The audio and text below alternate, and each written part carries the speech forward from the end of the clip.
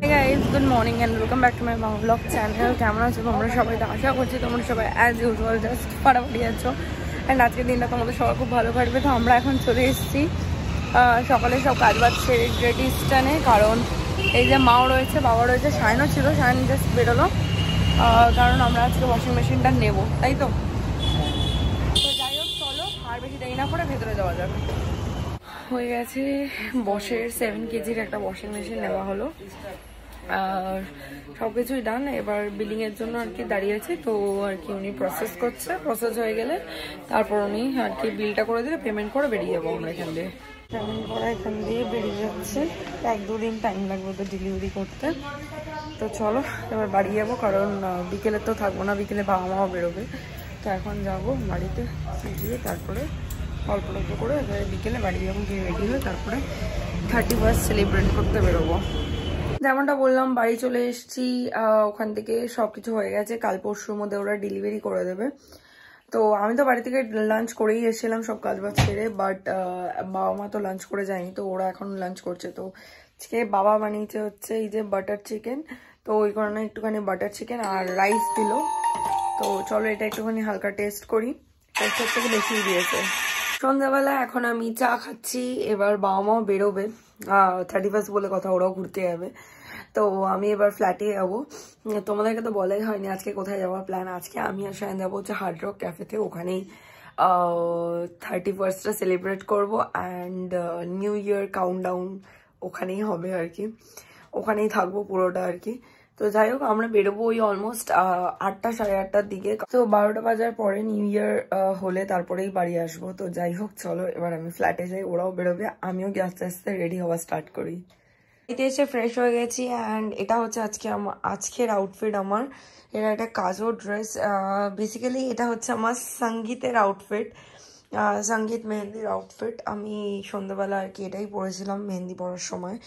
তোমরা যারা আমার ওয়েডিং ভিডিও দেখেছো বা আগের ভিউয়ার্স, তারা তোমরা মানে চিনতে পারবে বা মনে করতে পারবে হয়তো এই ড্রেসটা আমি পরেছিলাম। তো এটাই পরবো আজকে। রেডি হয়ে গেছি আমি, ফুললি রেডি অ্যান্ড চুলটা হালকা সফট কার্লস করে নিয়েছি। আর এই যে শায়ন আসছে, ready to go. Yes, we are ready to go. এই যে ও সেই দিনের সোয়েটশার্টটা পরেছে যেটা আমি ওকে ক্রিসমাসে গিফট করেছিলাম। তো চলো ইনড্রাইভটা দেখ এবার। ইনড্রাইভটা আমি দেখলাম তো, কারণ দেখো একে 31st পার্কিং ইস্যু প্রচন্ড হয়, আর পার্ক স্ট্রিটে তো প্রচন্ড হয়। মানে আমরা তো গতবার মনে আছে 1 জানুয়ারি সে আমরা ফ্যামিলি একটা গেট টুগেদারে গেছিলাম খেতে, জায়গাই পাচ্ছি না, 3-4 বার ওই রাস্তাটা রাউন্ড মেরেছি, কোনো জায়গা নেই। তো ওই জন্য আমরা প্ল্যান করেছি যে আজকে আমরা ইনড্রাইভ বা উবেরেই যাবো।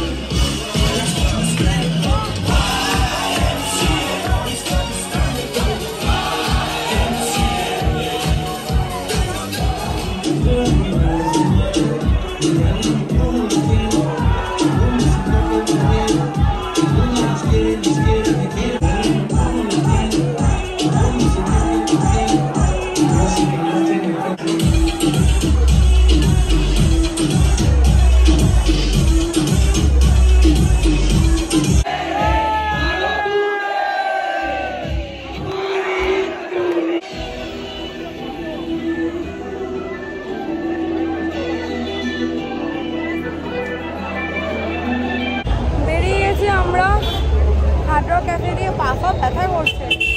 কন্টিনিউয়াস 3 ঘন্টা ধরে লেগে গেছি। হ্যাঁ আমরা 3 ঘন্টা ঠিক না, আড়াই ঘন্টা হবে। হ্যাঁ না হয়ে যাবে 3 ঘন্টায় তো যাই হোক বেরিয়ে গেছি। এবার আমরা উবের বুক করবো বা রাস্তা দিয়ে কোনো একটা cab. Happy new year guys, happy new year. Happy new year. তখন ভেতরে জানি না তোমরা শুনতে পেরেছো কিনা, বাট হ্যাপি নিউ ইয়ার। সবাই খুব ভালো করে বছরটা কাটাও, খুব খুশি থাকো, সবার খুব ভালো ভালো যাক বছরটা। অ্যান্ড পার্ক স্ট্রিটের লাইট বলেছিলাম না একদিন ঠিক আসবো পার্ক স্ট্রিটের লাইট দেখতে। তো যাই হোক চলো, এই কিছুক্ষণ পরে হার্ড রক ক্যাফে বন্ধ হয়ে যাবে। আমি ওকে বললাম যে চল এবার বেরোই, না হলে এই ভিড়টা যখন বেরোবে তখন আমরা ক্যাব পাবো না।